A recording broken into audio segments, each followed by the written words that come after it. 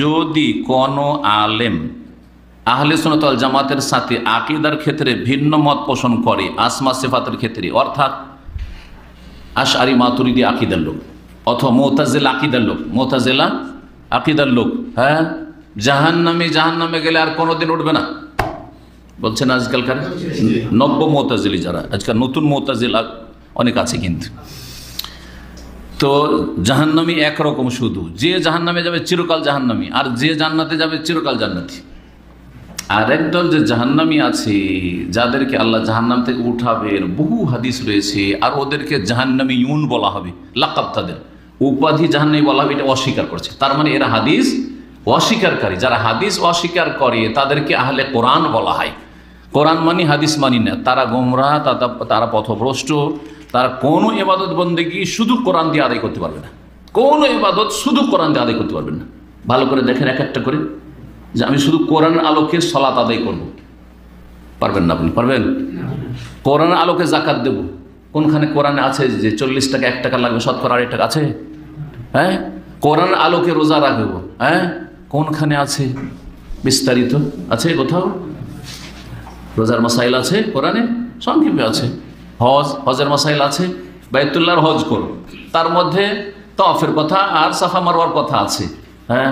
কিন্তু মেনা, আরাফা, মুজদালিফা, আর তারপরে মেনা, আরাফা, মুজদালিফা অমুক অমুক তারিখে অমুক জায়গায় এতটা সময় ওখানে থাকতে হবে, এগুলো কোথায় আছে? কোরআনের কথা খুঁজে পাবেন? কোথাও খুঁজে পাবেন না। তাহলে এই জন্য বললাম যে কোনো ইবাদতবন্দি করতে পারবেন না, কোনো হুকুম আহকাম ভালো করে জানতে পারবেন না যদি হাদিসে রাসূলকে ওহী হিসাবে গ্রহণ না করেন আর ঈমান না নিয়ে আসেন। 2 ওহীর ওপর ঈমান নিয়ে আসতে হবে, ওহী এই 2 ওহীর ওপর ঈমান নিয়ে আসতে হবে, বুঝছেন না? এক হচ্ছে কোরআনে কারীমের ওহী, আর একটা হচ্ছে সুন্নাতে নববীর ওহী। 2 ওহী, ওহী মাতলু আর ওহী গায়রুল যেটাকে বলা হয়। তো এই যে মুতাজিলা অথবা আশাইরা, এইরকম ওস্তাদের কাছ থেকে কি এলেম শেখা যাবে? সে এলেম শেখা মাদ্রাসায় গিয়ে হোক, মাদ্রাসায় আশআরী পড়াচ্ছে, এলেম শেখা যাবে কি যাবে না?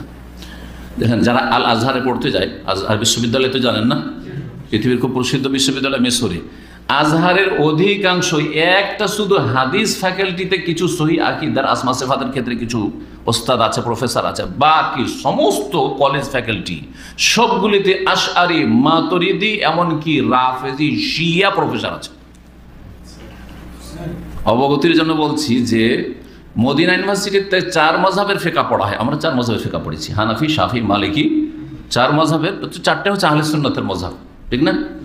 কিন্তু আল আজহার বিশ্ববিদ্যালয়ে মেসরে 5 মাযহাবের ফিকহ পড়া হয়, জানেন? হানাফি, শাফি, মালিকি, হাম্বলি, তার সাথে শিয়া, রাফেজি, ওর নাম দিয়েছে ফিকহে জাফরি, কিন্তু সেটা হচ্ছে রাফেজি শিয়া ফিকহ।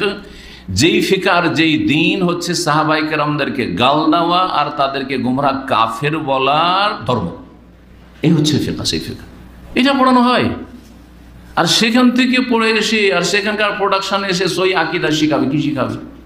কি সহিহ আকীদা শিখাবে? তার জানে সহিহ আকীদা শিখাবে? জি।